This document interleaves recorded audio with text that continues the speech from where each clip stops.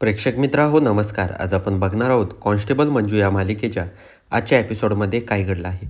तर त्या ठिकाणी जी आत्या असते ती सत्याच्या आईला मम्मी साहेबांना कॉल करते आणि म्हणते, "काय हो, काय चाललं आहे तुमचं?" त्यानंतर मम्मी साहेब म्हणतात, "तुझी हिंमत कशी झाली मला कॉल करायची? तुझा काय संबंध मला कॉल करण्याचा?" त्यानंतर आत्या म्हणते, "काय संबंध? अगं तुझा पोरगं आमच्या पुढं पुढं करत आहे, तुला माहिती आहे की नाही? इथलं सगळं बघतो तो." सगळं. सत्याला म्हटलं हे कर का ते लगेच तेच करतो. त्यानंतर मम्मी साहेब म्हणतात, जास्त टवटव करू नको. माझा लेक आहे तो आणि येईल तो घरी." त्यानंतर ज्या आत्या असतात त्या म्हणतात, "तू नको सांगू मला. कशाचं येतोय घरी? इथंच आहे तू, इथंच फिरतोय तिच्या मागं-मागं." त्यानंतर जो सत्या असतो तो बॅग घेऊन मंजूला घेऊन निघालेला असतो. त्या ठिकाणी आत्या रस्त्यामध्ये येते आणि म्हणते, "कुठं चालले? मंजू कुठं चालली तू? तू अजिबात कुठं जायचं नाही." तर त्या ठिकाणी सत्या म्हणतो, "तुम्ही कोण अडवणार आहे? आणि हे बघा, मंजूला मी घेऊन चाललो आहे माझ्या घरी. तुम्हाला काही अडचण आहे का?" सत्याला खूप राग आलेला असतो. पण आत्या म्हणते, "अजिबात न्यायचं नाही.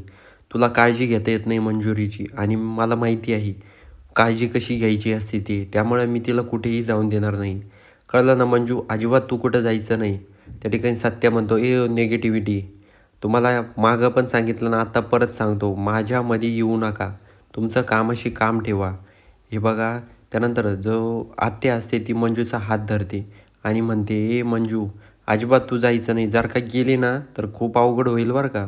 तर त्या ठिकाणी DJ बनतो की, "मम्मी, तू कशाला काय मध्ये पडती? नाहीतर मला मार खावा लागेल. तू नको मध्ये पडू." त्यानंतर जो सत्या असतो तो DJकडे बॅक करतो आणि हात करतो. त्यानंतर आत्या खूप घाबरते. ती म्हणते, "कशाला काय करतोय? जाऊ दे ना, तुम्हाला जायचंच जा. मलाही काही हरकत नाही आहे. फक्त तू माझी भाची आहे ना गं मंजू, म्हणून मला तुझी काळजी वाटते. दुसरं काहीही नाही." त्यानंतर DJ बॅग ठेवण्यासाठी गाडीमध्ये जातो. त्यानंतर आत्या मंजूला मिठी मारते आणि म्हणते, "फक्त जा तिकडं, फक्त टायमिंगला पेमेंट आणून दे." म्हणजे झालं. कारण इथं पैसे लागतात. तर दुसरीकडं सत्या आणि मंजू घरी येतात. घरी आल्यानंतर जे मम्मी साहेब असतात त्या रागातच बघत असतात सत्याकडं आणि मंजूकडं.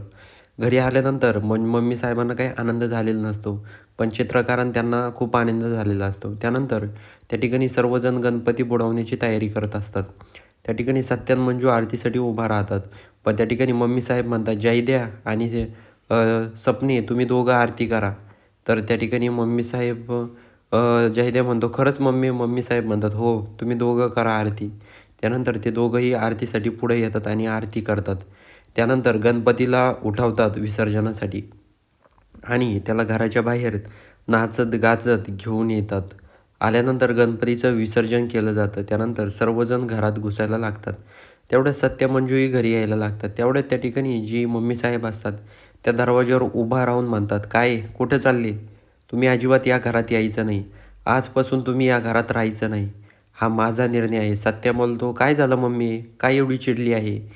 तर मम्मी साहेब म्हणतात, सत्या, तुला एकदा सांगितलं ना, तुला एवढी काळजी आहे ना या नेबरची, मग ही आणि तू कुठं राहायचं तिकडं राहा, पण माझ्या घरात तुम्हाला दोघांनाही जागा नाही. त्यामुळे तुम्ही या घरात अजिबात राहायचं नाही." त्या ठिकाणी चित्रकार जे असतात ते खूप चिडतात आणि म्हणतात, "तू काय बोलते? तुला कळतं का? या घरातून कुठेही जाणार नाही सत्या मंजू." त्या ठिकाणी मम्मी साहेब, "ओ चित्रकार, तुम्ही जरा गप्प बसा." चित्रकार म्हणतात, "तू गप्प बस. तू काय बोलतीये गं? काय झालं एवढं तुला?" त्यानंतर सत्या म्हणतो, "ठीक आहे, तुमची इच्छा आहे ना, आणि मम्मी तुला एवढं काय चिडायला झालं आहे? मला काय कळेना. आणि हे बघ, वाघमारेची काळजी घेणं माझं कर्तव्य आहे. आणि तू विसरली तर आपल्यावर वाघमारेंनी उपकार केले ते विसरून गेली." त्यानंतर मम्मी साहेब म्हणतात, "ते मला माहिती नाही."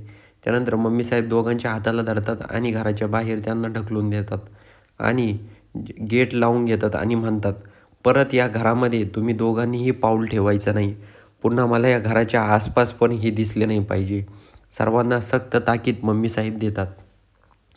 त्या ठिकाणी सत्या आणि मंजू घराच्या बाहेर गेल्यानंतर मम्मी साहेब दरवाजा लावून घेतात आणि म्हणतात, "निघा आता इथून. पुन्हा ह्या घराचे दरवाजे तुमच्यासाठी कायमचे बंद आहे.